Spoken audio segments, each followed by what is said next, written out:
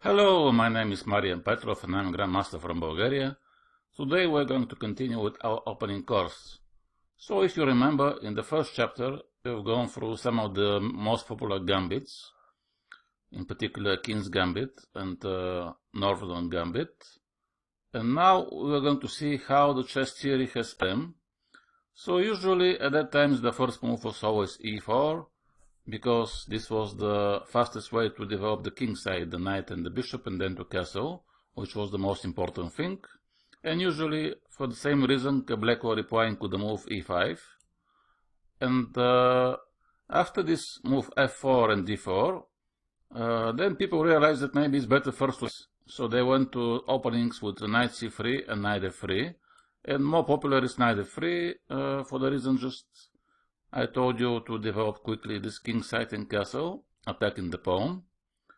And initially, knight c6 is the most popular answer to defend this pawn. Later they found out about moves d6 to defend with the pawn, and also knight f6 to counterattack the white pawn. But the main move was knight c6. And now there are four possible deviations for white. Okay, not four, maybe more, but the most popular ones are with bishop c4, which is the most attacking move, because the idea is to immediately to attack on f7 and then castle. Also, then people start to play bishop b5, which is a little bit more deep move. The idea is to take the knight who is defending the pawn, but actually immediately this doesn't work to win this pawn. So the idea is just to pin this knight, and at some point even the bishop is moving back. So this move is a little bit more complicated. The other move is to play knight c3, and then usually black can play knight f6, and we have this position when all the knights are developed early in the game. And also another very popular opening is with the move d4, which is called Scotch defense. So d4 is kind of improvement in our gambit, because usually if you play immediately d4 on the second move, you have to take with the queen. And here the idea behind this is that you take with the knight. So now the knight is in the center, more active. And then for black it would be a mistake to take knight takes d4, because if you take with the queen, you're going to have active queen in the center, which will be very strong with the queen on d4. So that's why usually they go knight f6, or bishop c5, or g6, or d6. They have many moves, but in general, the idea of this opening is to play with the move d4 to exchange the pawn on e5, and also to open this bishop. So this idea, e4 followed by knight f3 and d4, is very common in many other openings, also in Sicilian defense, we're going to see in the next chapters. White starting with the same moves. And there are, like I said, many deviations of this game, but let's start with the Italian game. So after bishop c4, now black have maybe two good moves. Okay, they can play many moves which are not losing, but the best moves are considered to be bishop c5. The idea is this move is to try to stop for the moment the move d4, and also developing the bishop, and also pointing to f2, although for black it's not so easy to attack immediately into the so early into the game. And now white have many moves. They can castle, they can play c3, d3, but since we're on the wave of the gambit still, let's start actually with one gambit, which was called the Evans Gambit. And it starts with the move b4. Okay, it looks very strange. Why are we giving our pawn for nothing? First of all, now it's not so simple for black. Of course, they can take with the knight, and they can take with the bishop. But it's better to take with the bishop. And now, what was the idea behind this? So now the idea is to play the move c3, attacking the bishop with the tempo, and then white wants to play the move d4. So the pawn from c3 will defend the pawn to d4, and let's say black play bishop back to c5. We're going to play d4 with a tempo, and after pawn takes, Now white are going to have a very good center. If you remember from what was the ideas of the gambits, it was to sacrifice a pawn or two in order to have better development and better center. So now our mission is more or less complete. We want to castle, move the knight to c3, bishop can go to g5, and we have a very good initiative. So for black, actually bishop c5 is not the best idea, because they give this move to be with the tempo. So the best two moves are considered to be bishop a5 and bishop e7. So, okay, what can happen here? Now white have two ideas. Not only the move d4, but they have also this idea queen b3, attacking on f7. So then black are more or less forced to move the queen to f6 or e7. And then actually white can try to move d4 and then castle, and there are very interesting positions in this gambit. Again, black have many options. They can take on d4, they can move bishop b6, pawn to d6, knight f6. But in general, this is a very interesting gambit. And the other option is again bishop e7. Sorry, after c3. Black can play also bishop e7. And again, white have the same ideas, d4 and queen b3. The d4, for example, now black can take on d4, but white have a very good initiative. So let's take a look at one example where the victim felt even the famous Adolf Andersen. He was playing with black. So now after c3 he went bishop a5, and now white have played the move d4, which I told you is one of the main ideas. And after pawn takes, now white is just castling. So in this position, white are 2 pawns down, but they have a little bit better development because they have already castled, and they want to take with a pawn on d4, which will give them a very good center. So that's why at the time white should take on c3 with a pawn, taking the third pawn. So what to do now? Okay, until here, not so. Now we want to attack on f7, but if we go, for example, queen d5, then black can defend with the queen e7, and then with knight f6 attack our queen. So this is a little bit maybe more clear. Again we're attacking on f7, but our queen is not in the center, so it's a little bit more difficult to attack her.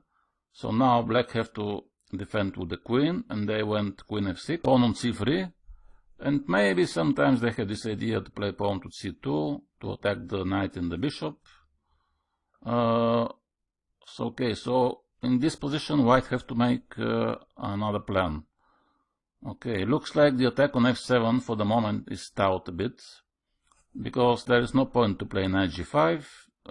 Black can just play knight e5, defending the pawn and attacking the bishop, or they can go knight h6, bishop g5, but we are going to see again this typical e5 break from the first chapter, and we have the same situation. There is a king in the center on the e-file. We have our pawn on e4, and we don't need this pawn, so we are just pushing it forward. And in case black takes this pawn, we want to play rook e1. For example, if knight takes, we just play rook e1, and then black are in trouble. So that's why Andersen went queen g6. And now it's time to develop our knight and bishops. So we have to take with the knight on c3, and the idea of this move is, first of all, we took at least one pawn back, and now this knight wants to jump to d5. That's why black are feeling that this bishop is a little bit out of play, so maybe for them it's better to exchange it. Bishop takes, queen takes, and this position now is very similar to the position with the northern gambit, when we play after e4, e5, d4, followed by c3, d takes c3, c takes b2, because again we are missing all these 3 pawns, exchange only for one black pawn, but we have the freedom of this very strong bishop, and also the other bishop can go to b2 or g5, and it will be also very strong. And to develop now, they have to play knight e7, so now bishop a3. So again, these bishops are very powerful when they have these diagonals next to each other, because they control a lot of squares. So now after castle, it looks like the worst for black is maybe finished. But after rook d1, now they have some little problems how to develop this bishop. Because if they push the d pawn, they're going to lose it. And if they play b6, bishop b7, again the pawn on d7 will be hanging. So they need some time maybe to regroup, to play rook d8 and b6. But it's a bit too slow. That's why Andersen thought that maybe it's worth to sacrifice one of the pawns back and to play d5. So he went d5. Of course, now pawn takes d6, en passant. Pawn takes. And now rook takes d6. This is better to take with the rook than with the bishop. Because if you take with the bishop, black can play bishop h3, for example. And now the rook is attacking the queen. So black have to move the queen. Okay, bishop e6 is also possible, but then white can take here on e6, and after pawn takes to play rook e1, so they're going to win the pawn back on e6. That's why black have retreated with the queen. And now rook e1 developing our final piece. So now there is some pressure on these knights. That's why Andersen decided to go knight g6. This was not maybe the best move. Maybe better was to play bishop g4, because it's developing the bishop and also attacking the knight, which actually doesn't have a lot of squares to go. e5 and d4, then it's going to be some exchange. So maybe this was a little bit better. Knight g6. Maybe Andersen felt okay in this position because there are no immediate threats, but suddenly now, after rook takes g6, now black has some problems because after queen takes, bishop takes f8, and now in case of king takes, it will be queen f3 check, followed by rook e8 checkmate. So he was relying on the move bishop h3, and now in case of g3, for example, black can just take on f8 with the rook, and they have extra pawn and very good chances to win. But suddenly again he overlooked this move, knight h4, attacking the queen and attacking the bishop also. This is the problem. And now it looks like black are losing a piece, because after queen here, queen h3 defending the knight, and after rook takes, white have an extra piece. So they could have played slowly and try to win the endgame, but they found a very nice combination here, which was bishop takes f7. And now black have resigned, because if they play king h8, then knight g6, they have to sacrifice the queen. If they take with the king, then queen e6 is a checkmate. And if they take with the rook, then rook e8 and queen e6 is checkmate again. So this is only one of the examples what can happen in this gambit, which is very dangerous for black.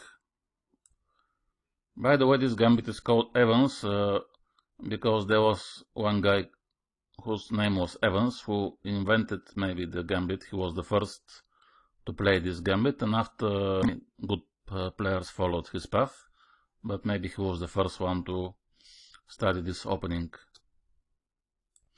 So like I told you, bishop c5 here is one of the best moves.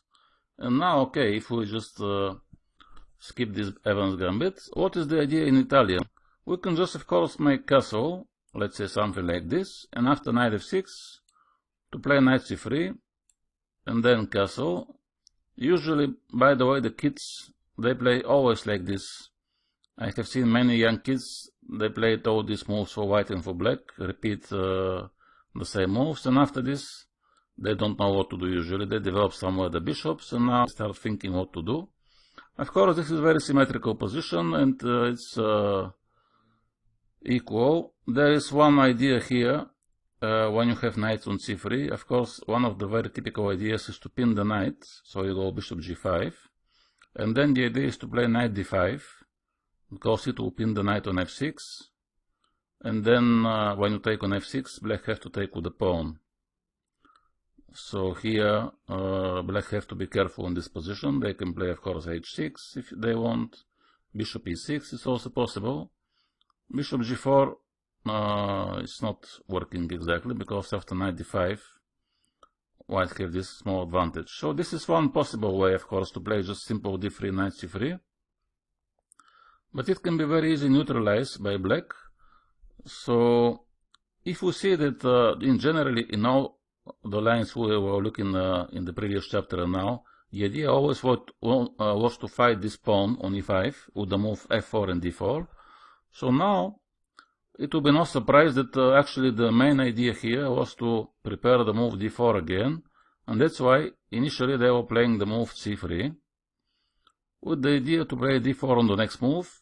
This will attack the bishop with a tempo, and this means that white can have advantage. For example, if black play a move like d6, now after d4, black have to be again very careful, because if they take with the pawn and pawn takes, now white have a very good center here, which will give them some advantage. And if they go back with the bishop, white can take on e5. And now, if you take with the pawn, if you take with the knight, in both cases, you can lose the pawn. This is very typical possibility. If knight takes, pawn takes, and it looks like the position is very even, symmetrical. But now actually white have this idea, bishop takes, f7 check, and then after king takes, black are losing the queen. So black have to be careful. So here black have invented that d6 is not the best move, so they have to play something more active, which is, after c3, to play the move knight f6, attacking. So now white have a choice. They can defend it with d3, or they can play d4, which is a little bit sharper. d4. This is a more common move at that time. d4, so now black have only one move, because if they retreat with the bishop, white have a very big choice to take on e5, or to play d5, or to castle. So taking on d4 is maybe the best option. And now white have three main moves. They can just castle, again continue the traditional gambits, giving black choice to take the pawn on c3. They can play pawn to e5, or they can take the pawn with d4. So the last two moves are attacking the knight and the bishop respectively, so black have to know what to do. Because after e5, here there are many moves possible. You can jump with the knight on e4, on g4, but actually the best move is considered to be something completely different, and this is a very typical move, by the way. This is pawn to d5. Okay, so what's going on? White can take the knight, but then black can take the bishop. And this is very typical move every time when white have pawn on e5 and bishop on c4, and you have knight on f6. Usually d5 is a very good move in all positions, because for black it will be good if white take here, black takes the bishop. So now you take on g7, and initially it looks like this is very good for white, because now black cannot castle, you have a pawn on g7, but actually after bishop e6 and queen, let's say d7 or d5, black can castle this way, and then they are going to have two bishops. They are keeping these pawns in the center, which are giving them advantage in the center, and eventually they are going to win maybe this pawn back, so they are going to have this open g file. So this is not a very good idea to take on f6. So that's why usually white are playing the move bishop b5, and now knight e4, and now pawn takes. This is one of the main positions. Now black can retreat on b6 or bishop b4 check. And the position is very complicated. This is one of the options. The other option here is, like I told you, to take on d4, which is a little bit more challenging for black, because now it attacks the bishop. And if you retreat somewhere with the bishop back, white can play knight c3, and then followed by e5. So you have to be little bit to play more faster and give this check with the black, because now, first of all, you are removing the bishop from the thread, you are giving check, and also you are attacking the pawn on e4. So now white have 3 moves possible: bishop d2, knight d2, and knight c3. Knight d2 is not considered to be very good, because the knight is not so active on d2, and also blocks the bishop. So bishop d2 is one of the main moves, and now black have 2 options in this position. They can just take the bishop, or they can try to take the pawn immediately. If they take the pawn, what is going on now? What do we do? It would be a mistake to play queen e2, because black can play d5, or they can actually maybe even castle, but d5 is of course the best move, defending the knight, attacking the bishop, and then they can just castle on the next move, and after rook e8 our queen will be in trouble. So if we want to regain our pawn back, we can make this little combination: bishop takes, knight takes. So now the idea is to play queen b3 and attack the knight and the pawn. But if you play immediately queen b3, black can play maybe queen e7 or maybe even d5. So that's why first is better to take on f7. King takes, and now queen b3 check. And now black have 2 options. They can play pawn to d5, but this gives the e5 square to the white knight, or they can go king f8, and after queen takes, they can play queen e7. So now white are more or less forced to exchange the queens, because if they don't exchange, the knight g3 is winning, and this endgame is around equal. So this is one of the possibilities. And but most people actually prefer to take on d2, and after knight takes, again black have to be careful here, because if they play castle and d6, it will leave these 2 pawns in the which will give white small advantage. So it's more clever when you're with black and white have these 2 pawns. It's always a good idea if you can break this center and exchange one of them with the move d5. Now white have to take, and now knight takes. And now we have one typical position with isolated pawn. This pawn on d4 is called isolated, because there are no pawns here on c3 and e3 who can support her. And this position usually is considered to be very solid and good for black, because eventually their plan is to exchange more pieces, and if they can do it in the end game, eventually this pawn is going to be weak. And also a little problem for white here is that this knight on d2 is not so active. It's supposed to be on c3 in this kind of positions. So it's not so simple for them. They can play, of course, queen b3. This is a very interesting move, attacking the knight. So now bishop e6 is not possible, because it will lose the pawn. So black have to play either knight a5, either knight e7. This is more common move. And now this is also one of the main positions in this line of the Italian, which is also considered to be around equal. Okay, so because this bishop d2 is not so dangerous for black, as we see, another option here for white, which is the move knight c3. Now this move is more challenging for both parties, because now first of all white are really losing a pawn after knight takes. Now these ideas with bishop f7 are not working, and queen b3, because the bishop is defended. Also this knight is attacked here on c3. So now here the best chance for white is to castle. So here again they are pawn down, so it's a little bit like a gambit. And now even black can take the second pawn, but it will be a little bit too much. In the past they will try to take this pawn, so we can see some examples what's going on. And now we're going to see why actually this game is called Italian game. Here we're going to see an example from a game of Gioacchino Greco, Italian player.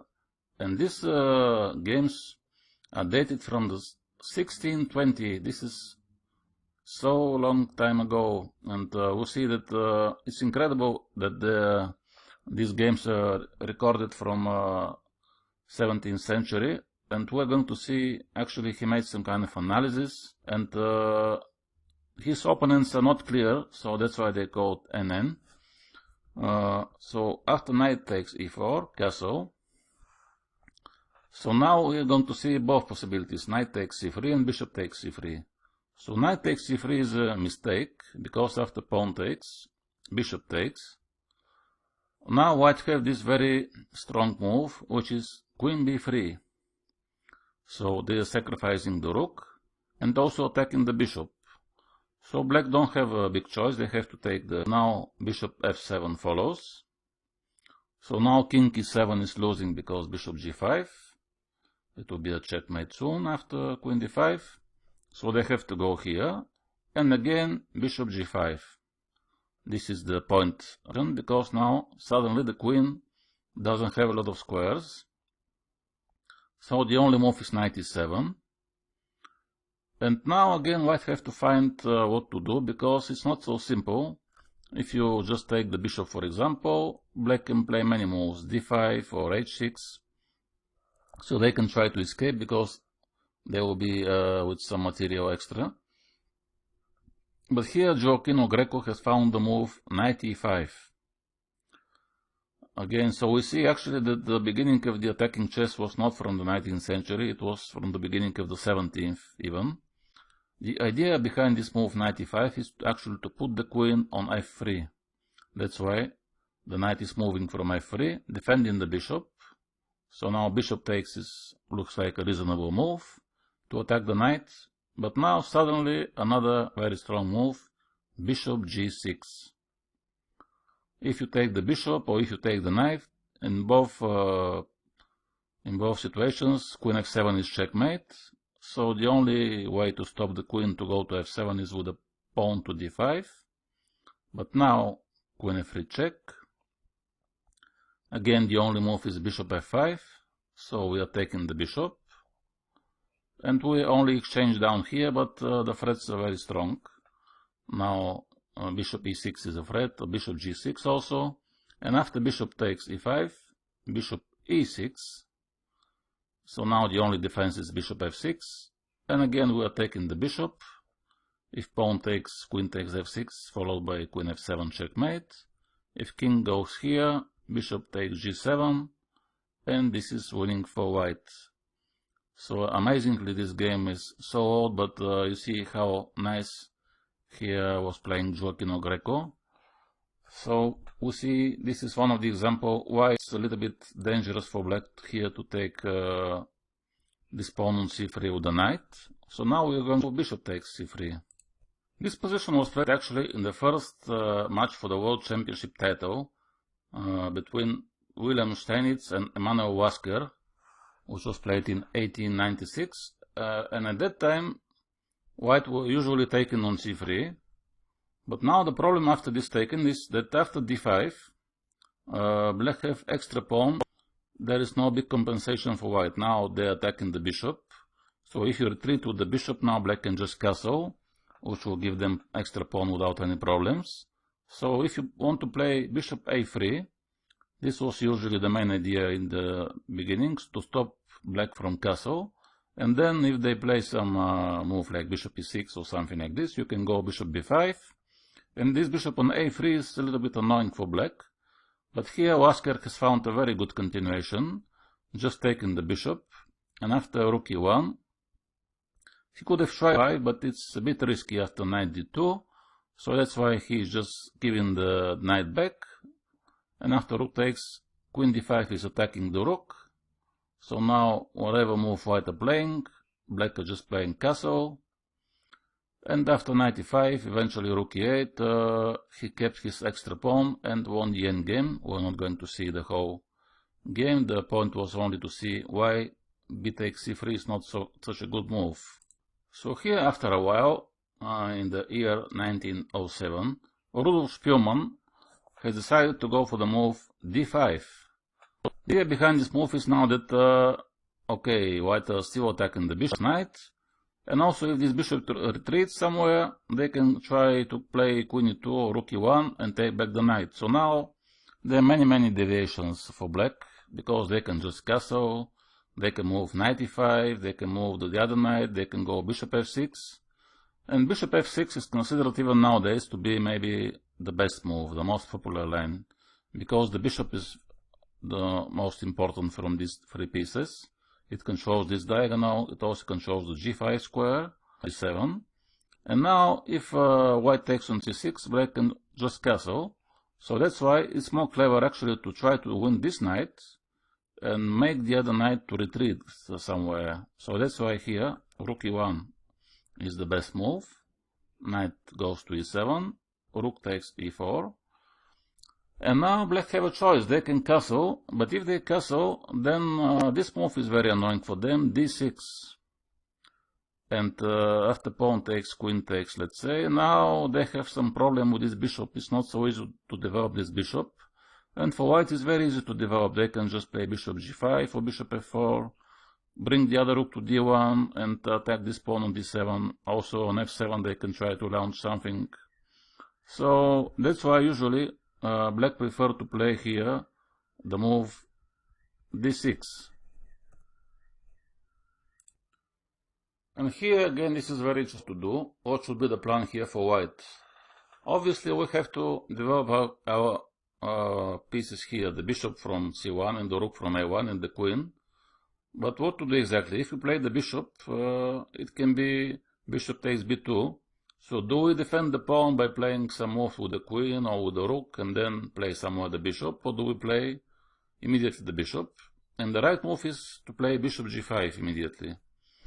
First of all, because bishop takes b2 is not possible without attacking the knight on e7. So black have to make a difficult choice. If they take on g5, it will improve the position of our knight to g5, and then queen h5 is possible. And also, yeah, knight takes h7, rook h4, there are different combinations. By the way, here the main line here is after castling. One of the main moves is just knight takes h7. And this is very complicated position because actually black can defend from the checkmate, but still the position is very unclear. After queen h5, king here, rook h4, for example f6.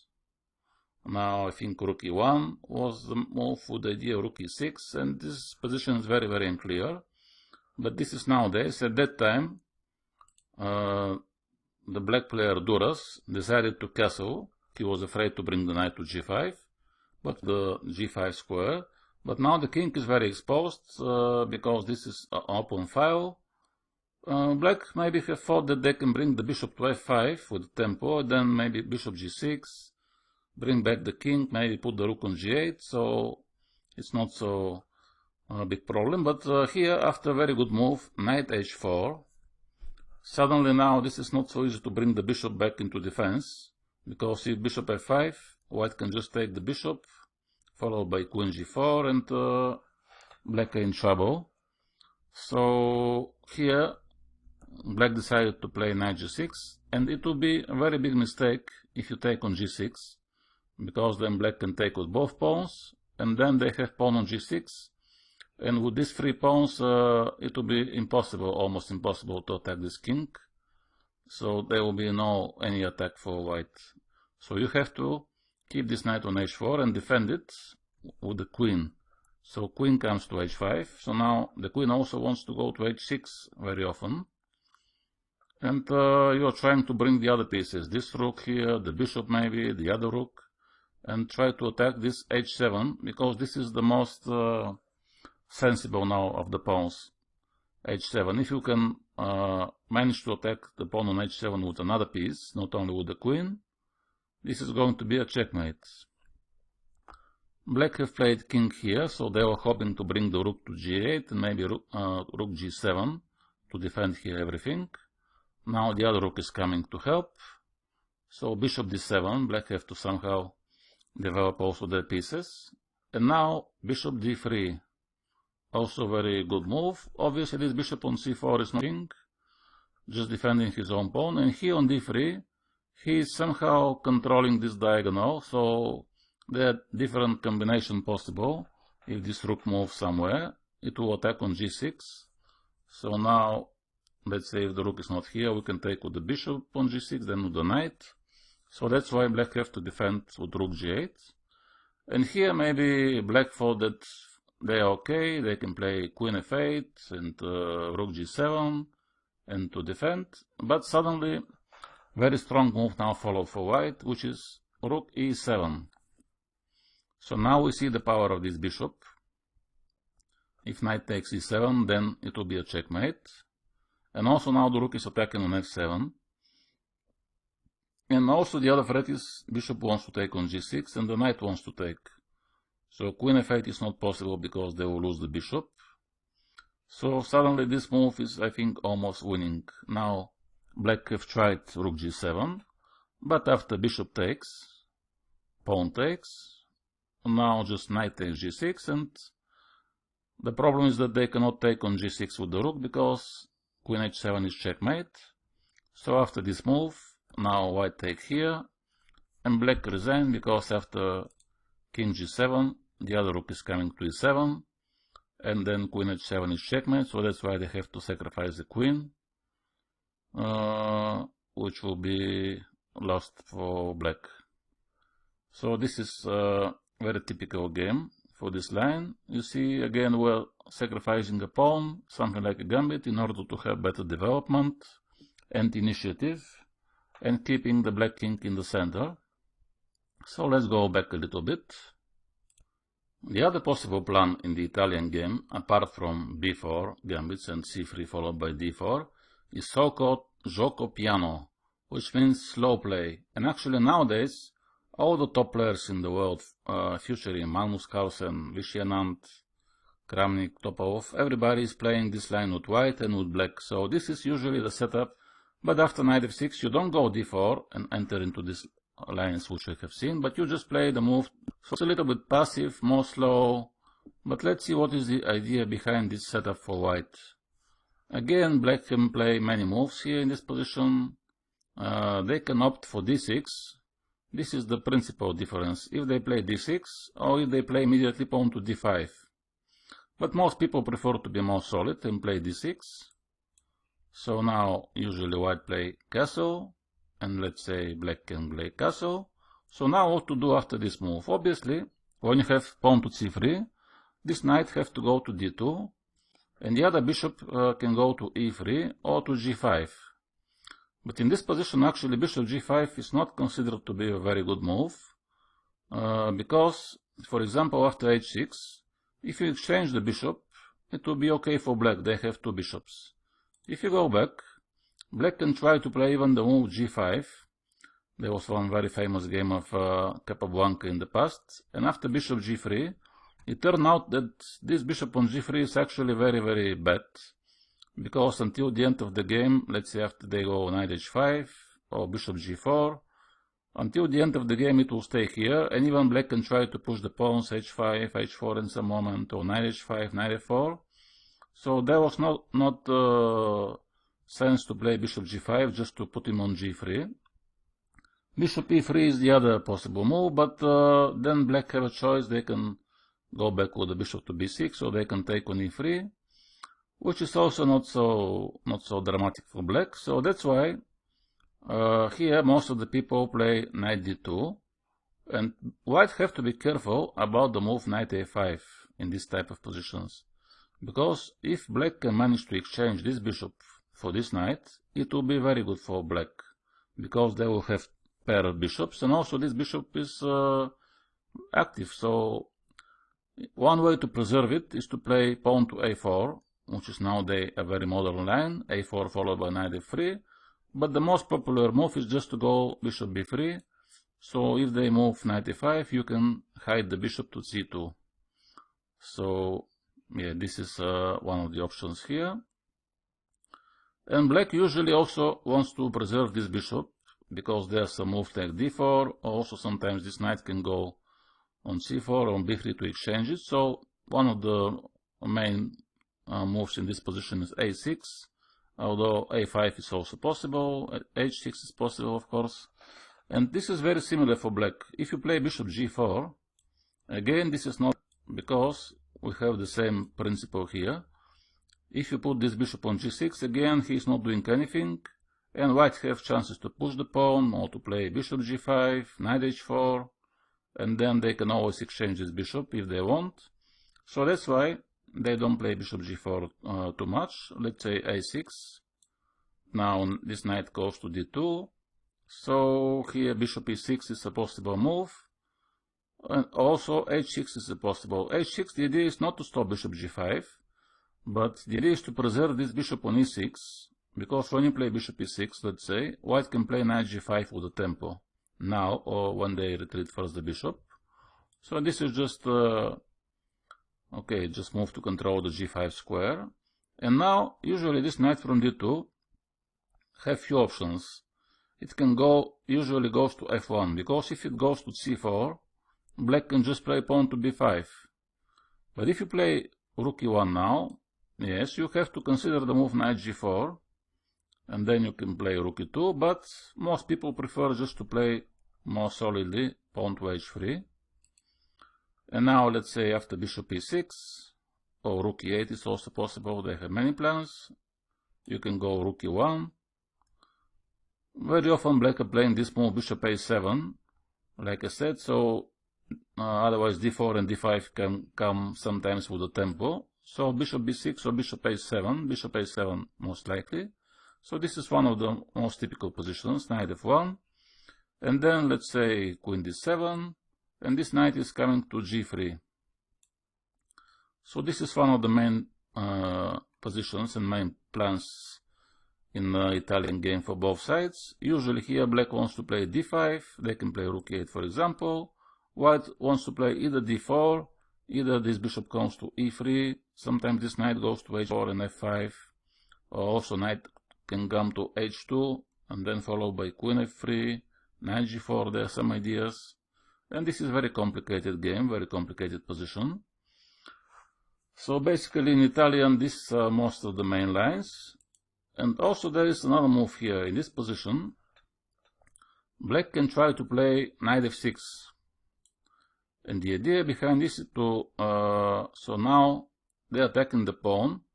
And if white defend with d3, then they can move bishop c5. So this way they're avoiding some lines when you play c3 early and d4. And also they avoid this Evans Gambit with the move knight f6. So what to do here? We can of course play d3 or castle or knight c3, which is the most natural move. Like I said, after d3 bishop c5 it can transpose to Italian, but black also has some other options. But also there is one very interesting move, which is knight g5. So in the past this line was very popular here. Okay, the drawback of this move knight g5, of course, is that we are playing a second time with the knight in the opening, and we are going to play even more moves with the knight. But we are attacking the pawn on f7, so now there are two possible moves for black. This is the most natural move, d5. And after pawn takes, now there are many moves for black. They can take the pawn on d5, they can play b5, which is a very curious move. They can go knight d4 also, or they can play knight a5. So there are four moves which you have to study if you play this line with white, because otherwise you might have problems. Let's say if you don't know this line b5, and you think, oh, what a stupid move, I just take the pawn. Suddenly now after queen takes d5, attacking the bishop and attacking the pawn. So if you take on c6, queen takes, and here you have extra pawn, but after castling you have to be very careful not to receive some kind of checkmate. For example, bishop b7 or bishop c5. And black have a very strong initiative here. You have to be careful how to defend the pawn on g2. Not so simple. If you play f3, it can be bishop c5 check, followed by h6, and then this knight have to go to h3, and suddenly black have a very strong initiative. That's why, for example, after this move b5, you have to know, very difficult move. If you don't know, you will not find it, but you have to go actually, bishop goes to f1. Very strange move, but the idea is that now, if they take with the queen, you are defending this pawn on g2, so you can go knight c3, and then you take on b5. Already, this pawn is safe. Okay, but here the main move is actually knight a5. So then you can play bishop b5 check, or you can go d3 or b3, but this is the most popular line. And now there are two lines for black. They can just play bishop d7 and try to take back the pawn d5, or they can sacrifice this pawn, which is actually more popular, to play pawn to c6. So after pawn takes, this bishop now can retreat to d3, to e2, to a4, and usually the idea is, if let's say bishop e2, that black are attacking this knight with a pawn. So now in the past, knight h3 was tried in the 19th century, but after bishop takes, pawn takes, this pawn structure is not so good. But after knight f3, again black are attacking the knight, and after knight e5, yeah, there are different moves here for black. So this is one of the possible positions here. Bishop d6, for example, queen c7 is possible. This is a very complicated line. But what is the problem? Let's say, if in this position after d5 pawn takes, black just take the pawn on d5. So why they should play some strange move if they can just take the pawn, black attacking the knight? So now white have few possibilities. It will be of course not so wise to go back with the knight, because then what was the purpose of the move knight g5 if you have to go back? So there are two possibilities. You can either sacrifice the knight on f7, either you can play the pawn to d4. Both moves are good. For example, if you play d4, this move, defending the knight, and attacking this pawn on e5. And now knight d4 is not so wise, because after pawn to c3, both knights are attacked. So if black takes with the pawn, then you can actually castle, and white have very good initiative here. And there is another line which is more forced in this position, to take immediately on f7. This is a little bit in the ideas of the King's Gambit, to go forward to the knight and then sacrifice it on f7. Obviously now black have to take. So after queen f3 check, if they want to defend the knight, they have to go forward with the king. So this is one very curious position. Now knight c3. So now we are attacking the knight, and both moves are possible now, knight b4 and knight e7. So this move knight b4 is looking like more challenging, because it's not also defend, but also attack on c2. Now here there are a list of very beautiful games. I was wondering which one to show you, but I will show you one entertaining. Now white are just playing the move a3, inviting black to take on c2, and they have to take actually. Knight takes, king d1, and now we are rook down. I think even one rook and one knight, but we are taking the knight back. And now king d6 looks like a normal move. And much later here, and actually nowadays, Alexei Shirov has found the move d4. He played this move d4 and he won a very nice game, but I'm sticking with the older games. So here they played the move rook e1, again with the same idea, pawn to d4, and then bishop f4 check. So after queen e8, here d4 was a very possible and good move, but white have found even more interesting move, which is knight f6, attacking the queen. So this is very interesting now, what's going on. Queen c6 was played in order to defend from queen d5 check, but then queen d3 followed. King e7, the only move, more or less. Now rook takes, and now black have to take the knight. So now, yeah, we're still a lot of material short, and looks like we don't have queen f5 and rook f5, because this is defended. So what to do? Do we go back with the rook, or do we play with the queen somewhere? But here this guy with the white has found again very nice combination, which is with the move queen d8 check. So now black don't have a big choice, they have to take the other rook. And we have only two bishops and some pawns and queen. And is it possible to checkmate this king in the center? So d4, check.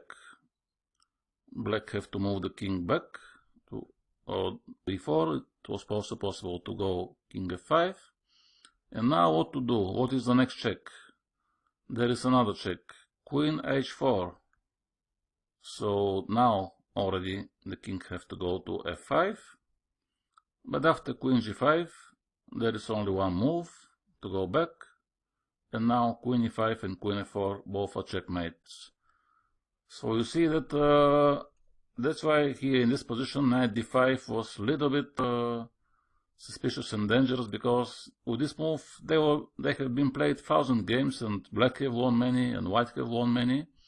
In general, this is a very interesting game, and you have to be a bit careful with both sides, because with white you should know what's going on in all the deviations, otherwise you can just be with the knight less. And with black also you have to know, because you can lose very quickly if white have studied some line. They played this move knight a5. And there is also another very interesting deviation. Here after knight g5, instead of d5, black can play a very strange looking move, bishop c5. This is counter gambit. So now what to do? Bishop c5 looks like this is a big mistake, because now white can take on f7 with the bishop, taking the pawn with check, and then you don't have castle. Or even they can take with the knight, and again you don't have castle, because it will attack the queen and the rook. So it looks like this is losing for black. So let's see what's going on. Knight f7. So now what to do? What was this idea behind this move, bishop c5? If we just go with the queen, then we'll just lose the rook for nothing. In case of knight e4, white can just castle. So what to do here? But suddenly it looks like there is some very crazy idea behind this move, knight f7. So let's take a look now. This is maybe the first recorded game in this line. Black here was playing the guy called Traxler, and actually they named the line after him. So this is called counter gambit Traxler. So after knight f7, it is this crazy move, bishop. So we're going to see both possibilities. If they play king f1, which looks to be more clever, not taking the bishop immediately. So after queen e7, the only move, you can take the rook, which seems to be better than taking. Now black can retreat with the bishop, go to the move, actually d5. So this is a very long line, and it's crazy that even nowadays, 120 years later, still this line is considered to be the best for black. Oh, this 5, bishop f2. So nothing better was found for computers these days. So now after pawn takes, the idea is that you go knight d4. So basically, the move d5 was made just to open this bishop, that the bishop can go to g4. So we are jumping forward with the knight, again sacrificing this bishop. We already gave up the rook. And all this only to keep this the center. So now the position is very crazy, because of course if white managed to escape, it will be just winning for them. And here at that time, c3 played the white player. Nowadays, much later, they found that actually this is a good idea for white to play the move d6, because it gives them a chance to escape at some moment to play bishop f7 or have knight f7. So this is the best move nowadays, but at that time it was impossible to find this move. c3 looks very natural move. Attacking this knight and retreat somewhere. You can think about taking the bishop, but there is no turning back since we've sacrificed so many pieces. So now we have to follow this with bishop g4, and queen f4 of course was the other idea of the move c3, so we can escape with the queen to a4, and not only escape, but this is a check, so we are attacking also the knight. And now they can go back with the bishop to d7, but then white can play many moves with the queen, but it's a little bit more clever, like this guy Traxler did, to play knight d7. So again, white have a very nice choice here. They can take the knight, they can take the bishop, but it looks like they should take the bishop, because otherwise black can play queen f6, and if you keep this bishop on f2, there are some threats like bishop g3 check or bishop e3. So this bishop is more dangerous than the knight. Now queen h4 was played in the game. And here there are few possible lines for white. They played king e3. If they play g3, then they give the square f3 for the black knight. So after this check, now you have to go back somewhere. And there are many moves here for black, but I think here queen f5 is the best move, with the idea knight c2 checkmate, in case you play rook f1, let's say. Then you have to sacrifice the queen. And the other idea, of course, is just to take, if they take the knight, queen e4 check. And now you can just take the rook, and this should be winning for black because there are many threats. Queen f3, queen h2, castling, and rook f8. So this is just losing for white. In the game, the white player went forward with the king, attack, and now queen g5 check, king f2. And here finally Traxler made a small mistake. He went queen f5. He should have played the move queen f4. And now again with the idea if king g1, knight e2 is winning the queen, because they have to take on e2. Instead he went queen f5. And after king g1, now the things are not so simple. Takes the knight after castling. And after rook f8, white can just escape on h3 and then king h2. So they said that here the game finished with the win for black, but actually this position is not so clear at all. Is it winning for black? And I don't know why exactly what happened in the game. It said that it's corresponded game. But the evaluation of the engine here is that position is equal, which is crazy because black without so many pieces, so it cannot be just equal unless they play rook f3 check and then give the perpetual. But it's very complex position, complicated, but you see how interesting lines here. And let's see what's going on if here in this position we just take the bishop. Then the idea is that now there is this check immediately, knight e4 check. So now there are many possible moves for white. You can go forward or you can go back. So here if you take immediately on f2, knight e4, so now there are a few deviations possible. Of course king e1 is the worst move because after queen h4 white is just losing. So they have to go either king e3, either king g1.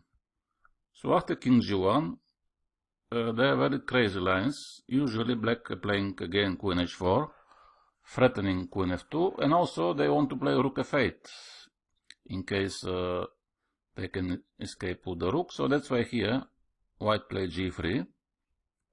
And after knight takes, there are two possible lines for white.